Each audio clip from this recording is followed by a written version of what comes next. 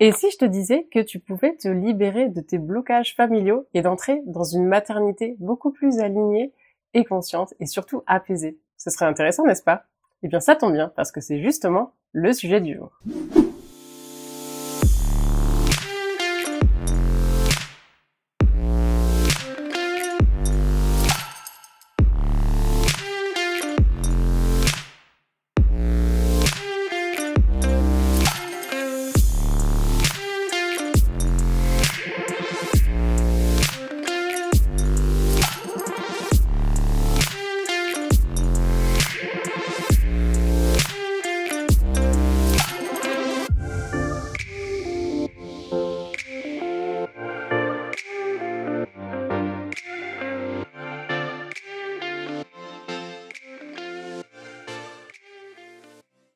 Bonjour et bienvenue sur Origami Mama, la chaîne qui tisse les liens entre maternité, féminité et énergie et t'aide à retrouver la femme puissante, inspirante et lumineuse que tu es vraiment. Alors dans l'épisode numéro 5 des ondes d'Origami, nous avons parlé de la question de la transmission et de la maternité via cette transmission et sous l'angle un petit peu particulier du rapport à l'argent que transmettons à notre enfant sur l'argent et comment ça impacte sa vie demain. Et aujourd'hui, on va l'aborder sous un thème légèrement différent, qui est celui du bagage émotionnel et des blocages familiaux que transmettons à son enfant sous cet angle-là. Et nous avons le plaisir de le faire à deux voix, puisque j'ai l'immense plaisir d'accueillir Mélanie Ichtertz, qui est kinésiologue. Bonjour Mélanie. Bonjour Anna. Et si tu ne l'as pas encore fait, télécharge dans la description de cette vidéo ton rituel de bien-être qui te permettra de retrouver de l'énergie naturellement. Ce rituel, il est personnalisé en fonction de ton dosha dominant, qui est ton énergie principale en Ayurveda. Parce que oui, souvent tu peux te sentir complètement fatigué, lessivé, alors même que ta journée n'a pas commencé. Mais parce que tout le cycle a été fait à l'envers. Donc tu reçois, en fonction de ton test de personnalité, un rituel qui est adapté à ta nature profonde pour retrouver de l'énergie naturellement et sans forcer. Alors Mélanie, je voulais d'abord commencer par te demander de me donner un petit peu ton parcours et de me dire pourquoi est-ce que tu as finalement commencé à t'intéresser à la kinésiologie. Quel est finalement ce lien avec la transmission familiale qu'on peut faire? Alors moi, j'étais infirmière pendant 15 ans. Je suis passée par la case burn-out et c'est là que j'ai eu l'occasion de réexpérimenter la kinésiologie. J'ai connu la kinésiologie en début de formation d'école d'infirmière. J'avais quelqu'un dans ma famille en fait qui pratiquait la kinésiologie, donc c'est pas quelque chose qui m'était étranger. Par contre, moi j'étais dans ma lancée pour faire mes études d'infirmière, donc je suis restée là-dessus. Puis c'est finalement le contexte du burn-out et de la thérapie du coup qui m'a remis la kinésiologie sur mon chemin. Puis c'est là que je me suis dit qu'effectivement ça faisait un beau trait d'union avec ma profession précédente où j'avais trouvé quand même qu'il me manquait quelque chose pour faire le lien entre le corps et le psychique et l'émotionnel. Et c'est du coup pour ça que j'ai choisi la kinésiologie. Ça me permet justement d'allier autant le cœur que la tête avec le corps. Et en quoi la maternité, est-ce que ça réveille certains blocages émotionnels ou familiaux que l'on pensait avoir oubliés? Alors la maternité, c'est un moment qui est quand même très charnière dans une vie, surtout la première, mais toute finalement. On va avoir tendance à rejouer notre propre naissance au moment où on va mettre nos enfants au monde. Et émotionnellement, forcément, c'est une grosse charge. Ce qui fait que y a beaucoup de choses qui peuvent se rejouer et donc se jouer pour nous en tant que maman. Et pourquoi est-ce que c'est important d'explorer sa propre histoire familiale quand on devient parent? Alors souvent, ça va mettre en lumière justement des choses qui n'ont pas forcément été réglées dans les générations précédentes et dans notre propre histoire aussi.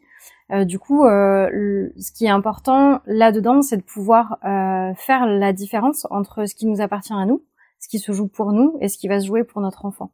C'est important déjà de pouvoir se connaître soi pour pas superposer notre histoire sur l'histoire de notre enfant. Ouais, mais justement, tu dis en fait superposer notre histoire et se connaître soi, parce qu'on entend finalement beaucoup le terme de on porte les blessures de ses ancêtres, on porte le poids finalement de quelqu'un d'autre, donc un héritage que l'on a reçu, qu'on n'a pas forcément demandé. Est-ce que tu peux nous expliquer un peu ce phénomène? Ce qui se passe déjà, c'est que d'un point de vue très individuel, nos émotions, alors elles naissent dans notre cerveau, mais elles vont se manifester dans notre corps. Donc quand on va ressentir une émotion, il va y avoir une sécrétion hormonale qui diffère d'une émotion à l'autre. Les hormones sécrétées par la peur, c'est pas les mêmes hormones qui sont sécrétées par la joie, et c'est ce qui nous permet de faire la différence entre une émotion et une autre, parce que ça va se manifester différemment dans le corps. Quand il y a une manifestation corporelle, il va y avoir une modification de la physiologie de notre corps, et la modification de cette physiologie peut, à un moment donné, imprimer quelque chose au niveau de notre corps, et donc de notre ADN. Ça veut dire qu'au finalement, on peut imprimer les peurs, les doutes, les traumas aussi des personnes qui ont été dans notre lignée. Tout à fait. Ce qui se passe, c'est que l'émotion, sa mission, son rôle, c'est de nous transmettre un message. Alors on le sait, les générations précédentes n'ont pas forcément appris à gérer les émotions, à les écouter en tout cas, et à les comprendre. Normalement, on ressent une émotion, on entend son message et on réagit en fonction pour en faire quelque chose de cette émotion. Sauf que la plupart du temps, on aura plus tendance à les mettre de côté, on les regarde pas forcément ou alors on les comprend pas, et c'est ça qui laisse une trace. C'est qu'à partir du moment où on va traiter l'information de l'émotion elle passe, elle s'en va, elle laisse pas de trace. Mais quand on la traite pas, c'est là qu'il y a un impact sur notre organisme et qui peut se transmettre de génération en génération. Ouais, c'est hyper important ce que tu dis, parce que moi j'avais eu toujours connaissance du fait qu'une émotion ça durait à peu près 1 minute 30, le ressenti en tout cas de cette émotion-là, et finalement, cette minute 30, elle peut rester très très très très longtemps dans notre corps et s'imprimer. Donc c'est hyper intéressant. Ce qui se passe à ce moment-là aussi, c'est que notre cerveau en plus ne fait pas la différence entre quelque chose qu'on va vivre, quelque chose qui est de l'ordre du souvenir, ou quelque chose qui est de l'ordre de la projection ou du scénario. Donc en fait, on peut prendre l'exemple de je vais avoir un entretien avec mon patron, je vais ressentir de la peur. Je passe l'entretien, j'ai toujours cette peur qui est là. Et puis derrière, je vais repenser à cet événement-là. Et en fait, j'entretiens l'émotion parce que j'en fais rien finalement. Donc je la subis et c'est là qu'elle va s'installer et qu'à un moment donné, elle peut se transformer même en quelque chose de chronique. Et c'est là qu'on va avoir des traces au niveau de notre organisme, déjà de nous à nous avec nos propres émotions, mais qu'en plus on peut les transmettre à nos enfants si on n'en fait rien. Ouais, d'accord. Et est-ce que justement ces émotions, tu fais un lien entre les émotions et les douleurs chroniques qu'on peut ressentir, ou bien certaines maladies chroniques aussi? Est-ce qu'il y a un lien finalement? Alors c'est vrai qu'on va avoir tendance à parler de douleurs chroniques ou de maladies chroniques, mais finalement le moindre petit symptôme dans notre corps, le moindre petit signe, est déjà un message en soi. Le corps, il est vraiment là pour nous aider à avancer, et on devrait en faire un allié, ce qui n'est pas toujours le cas, ou en tout cas on l'écoute pas toujours. Sauf qu'effectivement, moi j'ai beaucoup de personnes qui viennent me dire, alors qu'ils viennent peut-être pour une problématique émotionnelle, mais quand j'interroge le corps en me disant est-ce que vous avez des douleurs, est-ce qu'il y a des ressentis, des choses qui reviennent, des choses qui, malgré des consultations médicales, des séances de kiné, d'ostéo, il y a des douleurs qui restent, etc. C'est déjà une manifestation qui a une impression émotionnelle au niveau de l'ADN. Donc je disais tout à l'heure, les émotions qu'on va pas traiter, elles vont s'installer en fait au niveau de l'organisme et elles vont laisser une trace au niveau de notre corps, au niveau de notre ADN, mais pas forcément dans tout l'ADN. Et du coup, ça peut être très ciblé. Par exemple, on peut avoir des gens qui vont avoir une douleur en particulier à un endroit du dos. Tout le monde n'a pas les mêmes douleurs, tout le monde n'a pas les mêmes maladies. Et quand on interroge la symbolique de ces maladies, on se rend compte que ça a vraiment du sens. Donc oui, effectivement, il y a vraiment un lien. Il y a toujours une part, en tout cas c'est ce qu'on dit en kinésiologie, il y a toujours une part émotionnelle dans un symptôme physique. Ouais, puis d'ailleurs on dit toujours en avoir plein le dos. Exactement. Voilà, il y a certaines expressions qu'on utilise et qui sont finalement ça me prend la tête. Ouais, ça me prend la tête, les bras m'en tombent. Il y en a plusieurs comme ça qui sont vraiment très ça liés, je le sens pas. au corps. Et effectivement c'est c'est finalement ça se manifeste énormément dans notre langage. Et ça c'est intéressant aussi en séance pendant toute la partie d'entretien d'écouter le choix des mots des gens. C'est jamais anodin et ça donne déjà des petits indices sur ce qui peut se cacher derrière. Ouais, le langage des oiseaux, je crois qu'on appelle ça comme ça. Ouais. Et dans ce sens, du coup, est-ce qu'on peut aussi hériter de certaines émotions, peurs, croyances ancestrales, mais de quelqu'un qui n'est pas dans notre lignée? Est-ce que c'est possible? Alors en général, c'est plutôt quand même dans la lignée. Mais ça peut être la lignée autant maternelle que paternelle, parce qu'on a tendance à peut-être croire à tort que c'est beaucoup les mamans qui vont transmettre, mais on a de l'ADN de nos pères aussi. Et donc effectivement, ça peut être dans toute la lignée, dans les générations précédentes. Il y a aussi des choses qui peuvent s'imprimer même symboliquement avec des gens de notre famille qui sont pas forcément dans la lignée directe, des oncles, des tantes, parce que ça fait partie de l'histoire familiale. Et quant au transgénérationnel ou à la mémoire collective, je pense notamment, c'est des femmes qui ont subi des agressions sexuelles dans l'histoire de manière générale. Est-ce que nous, on peut porter une mémoire de ça dans notre corps? Oui, tout à fait. Il y a déjà la partie strictement structurelle, j'ai envie de dire, avec notre propre ADN. Mais effectivement, on porte aussi des mémoires parce que dans l'inconscient collectif, il y a des choses qui s'inscrivent. Il y a des événements qui s'inscrivent, il y a des traumatismes dans l'histoire avec un grand H qui fait que émotionnellement ça laisse des traces. Donc oui, on porte aussi ça. Pourquoi est-ce que la maternité c'est souvent un déclencheur finalement de ce qui fait remonter nos blessures intérieures? Alors déjà, il y a la partie hormonale, hein. On sait que on vit quand même des gros chamboulements hormonaux à ce moment-là. Et justement, chaque émotion va avoir une manifestation hormonale. Ce que je disais tout à l'heure, ce qui permet effectivement de comprendre la manifestation corporelle. Donc forcément, on peut imaginer qu'avec tous ces chamboulements hormonaux, ça va faire remonter des émotions en particulier à ce moment-là. Et c'est là qu'on va pouvoir mettre en lumière justement des choses dans notre histoire et dans notre lignée qui n'ont pas forcément été réglées.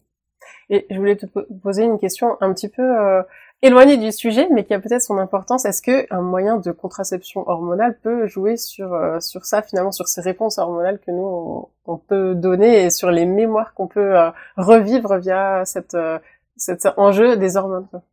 Alors moi, je pense qu'il y a de ça aussi, effectivement, le fait que je pense qu'aujourd'hui on fait quand même partie des générations où on prend une contraception relativement tôt, en général au moment de l'adolescence, pas tout de suite au début, mais quand même à ce moment-là où émotionnellement on n'est pas complètement construit, j'ai envie de dire. En tout cas, il n'y a pas quelque chose de très apaisé au moment de l'adolescence.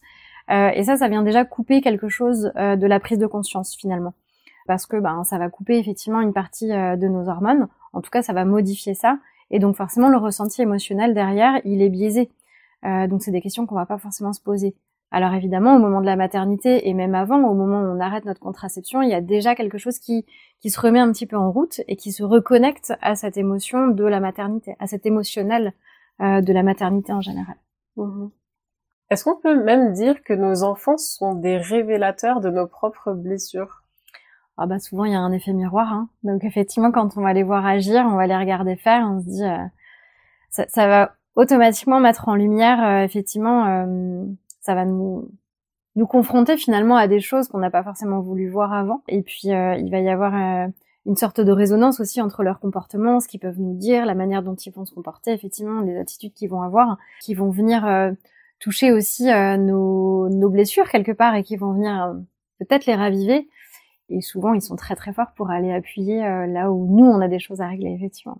Ouais, ou peut-être, finalement, nous, on le remarque plus parce que, justement, on est sensible à certains types de comportements plus qu'à d'autres. Une autre personne dans la même situation aurait réagi différemment parce que elle a vécu des blessures qui sont différentes dans sa propre histoire, que ce soit celle-ci au cours de cette vie-ci ou au cours d'une vie antérieure. On peut avoir, tout un bagage qui est différent et un même comportement peut être analysé de façon vraiment différente par deux personnes différentes. Donc, est-ce que c'est un miroir de nos propres blessures ou est-ce que finalement c'est juste notre perception qui est un petit peu biaisée parce qu'elle est orientée déjà vers un type de blessure? Donc voilà, ça, je laisse à chacune le soin d'aller vérifier dans sa propre histoire. Tout à fait. Et en tant que maman, comment identifier si une difficulté que l'on vit provient d'un blocage qui est personnel ou plutôt d'une transmission familiale, de quelque chose qu'on a hérité? Alors déjà, je pense qu'il faut avoir un peu de recul sur soi-même pour pouvoir faire la différence entre qu'est-ce qui appartient à mon enfant, parce qu'ils ont aussi leurs propres émotions qui leur appartiennent qu'à eux et qui n'ont rien à voir avec nous. Alors forcément, souvent, ça fait un peu écho parce que il y a cette empathie qu'on a envers notre enfant et puis dans les premières années de vie, il y a cette fusion aussi notamment émotionnelle qui fait que on a du mal aussi à faire le tri entre qu'est-ce qui appartient à l'enfant, qu'est-ce qui appartient à soi. Je pense que la première clé, c'est effectivement de travailler sur soi, de se poser les questions. Pourquoi moi ça me fait réagir ça? Est-ce que le comportement de l'enfant vient impacter des valeurs qui me sont chères? Et à ce moment-là, c'est de l'éducation. Est-ce que ça vient mettre en lumière justement quelque chose que moi j'ai pas réglé? Et si moi je l'ai pas réglé, est-ce que ça vient de plus haut? Ouais. Et comment est-ce que la kinésiologie permet d'identifier et de libérer ces blocages transgénérationnels? Alors la kinésiologie, c'est une pratique qui va utiliser le test musculaire pour aller faire parler le corps de ce qu'il y a dans notre inconscient et dans notre mémoire émotionnelle. Donc ce test musculaire, c'est simplement une impulsion qu'on va donner sur un muscle. Le muscle envoie une information au cerveau et notamment à l'inconscient. L'inconscient, il est binaire. L'inconscient, il va nous dire, soit ça représente du stress, soit ça représente pas de stress. Donc l'intérêt de la kinésiologie, c'est d'aller chercher qu'est-ce qui a été mémorisé comme stressant pour l'émotionnel et pour l'inconscient. Donc évidemment, l'utilité, c'est justement d'aller chercher dans l'histoire de la personne ce qui a représenté du stress. Et ensuite, on fait le lien en conscience avec ce qui se passe, ce qui se joue dans la vie aujourd'hui. De soi-même ou de son enfant? Ça peut être l'un ou l'autre, ou les deux. Ouais, et ce qui m'amène tout droit à ma prochaine question, est-ce qu'on peut consulter pour son enfant? Alors c'est souvent un motif de consultation. Effectivement, il va y avoir une difficulté sur le sommeil, une difficulté alimentaire par exemple, ou même des difficultés de comportement, de canalisation des émotions, etc., qui vont amener les parents à consulter. Et souvent, c'est plus facile de prendre un rendez-vous pour son enfant plutôt que pour soi, mais souvent les problématiques sont reliées. Ouais, et puis on prend conscience aussi, et peut-être qu'on conscientise tout simplement au moment du rendez-vous qu'on a pris pour son enfant, qu'il y a finalement quelque chose aussi sur soi à aller chercher. Ouais, complètement. Ouais, moi j'avais consulté justement un kinésiologue quand ma fille cadette avait 2 ans, parce que elle faisait toujours pas ses nuits, mais c'est-à-dire qu'elle se réveillait 5-6 fois par nuit à ce moment-là, et moi je travaillais déjà depuis un moment, j'avais repris, et c'était l'enfer, hein. C'était l'enfer, je n'en pouvais plus, j'ai tout essayé, et c'est vrai que ce test musculaire dont tu parles, c'est vraiment super intéressant, quoi, parce que ce kinésiologue a vraiment réussi à trouver l'événement clé qui a généré chez moi énormément de stress, que moi je me souvenais quasiment plus en fait, Ouais. finalement. Et ça a permis de débloquer quand même pas mal de trucs. Donc là, après cette séance-là, franchement, on est passé à, je crois, un réveil par nuit, ce qui était pour moi merveilleux. Et vraiment, c'est bluffant. Faut le tester. Et ce qui est intéressant, c'est que dans une séance, forcément, le parent va accompagner son enfant. On part du principe que c'est l'enfant qui a une problématique. Et ce qui se joue à ce moment-là aussi, c'est que le parent, il est spectateur de la séance. Et du coup, il prend du recul aussi. Et du coup, il y a aussi une prise de conscience du parent qui se dit « Ah oui, non, mais en fait, ça peut parler de moi aussi. » Parce qu'il y a ce recul-là, parce que c'est calqué sur l'enfant. Et en fait, quand ça appartient aux parents, il y a aussi une prise de conscience grâce à l'enfant dans ce sens-là. Ouais. Et puis, je te rejoins complètement. Moi, la première, j'ai beau être kinésiologue, je fais rarement des séances sur mon fils. Et la dernière en date, d'ailleurs, ça n'était que des émotions qui m'appartenaient à moi. Ah ouais. Donc, ça a du sens, effectivement. En tout cas, pour la prise de conscience, même si l'idée, c'est pas de se servir de son enfant pour faire sa propre thérapie, mais souvent, c'est un déclencheur aussi pour prendre conscience de ce qui nous appartient. Pour moi, finalement, l'arrivée d'un enfant, elle est jamais anodine, hein. Ou la non-arrivée d'un enfant, hein. Parce que les deux sont porteurs de messages. Mais l'arrivée d'un enfant, pour moi, il a choisi de s'incarner dans ce corps, dans ta famille, avec toi, avec son papa, qu'il soit là ou pas d'ailleurs. Il a choisi finalement ce contexte-là pour lui grandir, parce que tu as quelque chose à lui apprendre, mais l'inverse est vrai également. Tu as aussi beaucoup à apprendre de lui, et ça va justement permettre d'élever ces deux âmes. Enfin, en tout cas, ça, c'est ma conception. C'est qu'il y a pas de hasard. Il y a toujours une raison pour tout ce que l'on vit. Alors, parfois, ça peut être des moments qui sont vraiment difficiles, hein, ça, je le nie pas du tout. Mais c'est vrai qu'il y a toujours une utilité, il y a toujours une raison. Mais encore faut-il ouvrir les yeux pour s'en rendre compte. Et parfois, une aide extérieure, c'est vraiment bienvenu dans ce sens-là. J'allais dire, je pense que s'il y a bien une clé là-dedans pour aider son enfant, c'est déjà à faire preuve d'humilité et de se dire que en fait on devrait tous faire un travail sur soi, et que alors même si c'est l'enfant qui vient être révélateur de ça, c'est bien de se dire aussi ouais, là seul j'y arriverai pas, et qu'il n'y a pas de hiérarchie aussi entre nous parents et ces petits individus qui sont des individus à part entière, et que effectivement nous on leur apprend plein de choses, mais eux, ils sont de fantastiques formateurs sur nous-mêmes également. Ouais, j'aime bien dire que c'est vraiment un catalyseur incroyable de développement personnel, la parentalité. C'est assez fou. Et comment est-ce que on peut rompre la chaîne et arrêter de transmettre certaines peurs ou certaines croyances limitantes à son enfant? Alors moi, je vais parler de mon domaine, hein, forcément. Il y a plein de techniques de développement personnel qui sont très utiles et qui fonctionnent très bien. En kinésiologie, le but, c'est d'aller rassurer cette partie émotionnelle et rassurer cette partie inconsciente pour transformer finalement l'histoire. on va pas changer le cours des choses. Par contre, on peut changer l'impact émotionnel. Et c'est ça qui change tout, et c'est ça qui permet de libérer autant nos enfants de ce que nous on porte et ce qu'on leur a donné, mais ça libère aussi les générations précédentes dans la lignée. Est-ce que tu as des exemples de transformations concrètes de personnes, bon, plutôt des mamans hein, généralement qui consultent, qui ont réussi à se libérer d'un fardeau familial grâce à cette approche de la kinésiologie? Alors j'ai un exemple en particulier qui m'a beaucoup touchée, c'était une jeune maman qui est venue avec son fils de 3 ans à peu près, qui avait des soucis d'alimentation. Et en fait, elle avait consulté des médecins, elle était allée voir des diététiciens, elle a vu plein de paramédicaux avant de venir me voir, et tout le monde lui disait bon, vous inquiétez pas, ça va se faire avec le temps, ça va s'arranger, votre enfant il est en bonne santé. Elle sentait qu'il y avait quelque chose qui allait pas. Et elle avait bien conscience, même si c'était pas forcément évident pour elle de l'assumer pleinement entre guillemets, que son histoire face à l'alimentation avait forcément un impact en fait, parce qu'il y avait effectivement un passif pour elle aussi par rapport à ça. Et en fait, une seule séance a suffi de mettre plein de choses en évidence de ce qui appartenait à l'enfant et de ce qui lui appartenait à elle. Donc finalement, quand on fait une séance sur un enfant ou pour un enfant sur le parent, il y a forcément des répercussions dans toute la sphère familiale. Et du coup, ça l'a beaucoup aidé lui, parce qu'en une séance, il a commencé à manger normalement et du coup, il y a plus de soucis de ce côté-là. Mais elle, ça l'a beaucoup aidé aussi. Et comment est-ce que une maman peut s'assurer finalement qu'elle transmet les valeurs et des schémas positifs, en tout cas ce qu'il faut transmettre à son enfant, plutôt que ses peurs, ses croyances limitantes, ses blocages, ses blessures? Encore une fois, pour moi, c'est le questionnement déjà. Le questionnement sur soi et de se dire ok, est-ce que ça m'appartient, est-ce que c'est lui, est-ce que c'est sa problématique à lui uniquement, puis de l'humilité et de la remise en question. Je pense que le secret, c'est vraiment de pouvoir s'autoriser à dire ok, ça m'appartient, et ça qu'est-ce que j'en fais, et de prendre la responsabilité de transformer ça pour soi, et ça aura toujours un impact positif sur son enfant. Oui, et de sortir alors finalement de ce modèle de perfection, parce qu'on s'épuise à vouloir être des femmes parfaites. On est super conditionné pour être performante, pour être la femme idéale, être dans le rôle de maman parfaite, le rôle de femme parfaite, d'amante parfaite, de directeur d'association parfait, de ce qu'on veut en fait derrière, de salarié parfait.